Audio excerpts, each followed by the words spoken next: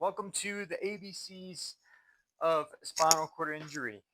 Today is letter D, and today we are going to be talking about dependence. Along with control, I think dependence is one of the first things that kind of have to accept when having a spinal cord injury. Really, just got to throw your pride and your ego out the window.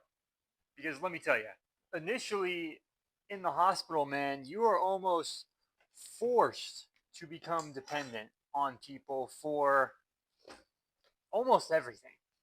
I'm talking putting on your own socks, going to the bathroom, taking a shower, everything.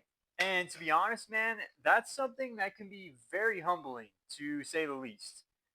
It's like you are a full grown adult, but suddenly you're thrust back into a newborn, really. It can also be very frustrating, man, especially when everything is so fresh. You are constantly trying to grasp onto any sort of semblance of control and independence. At least that's how it was for me in my case, man. And a lot of anger and frustration was bred from that initial experience.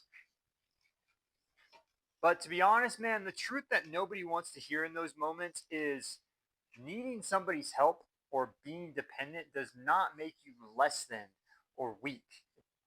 And I really think there's a fine line where dependence and complacency kind of intersect. Because you can be dependent on people for certain things, but you can also very easily fall into a victim mindset where you think you cannot do anything. And I did do that. I was that. The biggest thing I think is independence isn't about doing everything alone, right? It's about knowing when you need to ask for help and asking for help, but also it's about challenging yourself and being willing to try and do things on your own and being willing to broaden your scope and your mental.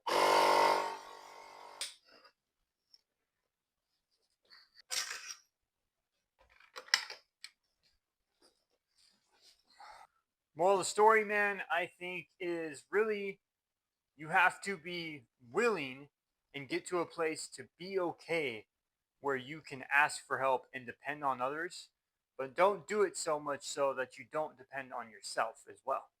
Today is day 154 of standing every single day for an entire year. As always, y'all, thank you for watching. Happy Tuesday. We'll see y'all tomorrow. Take care. Peace.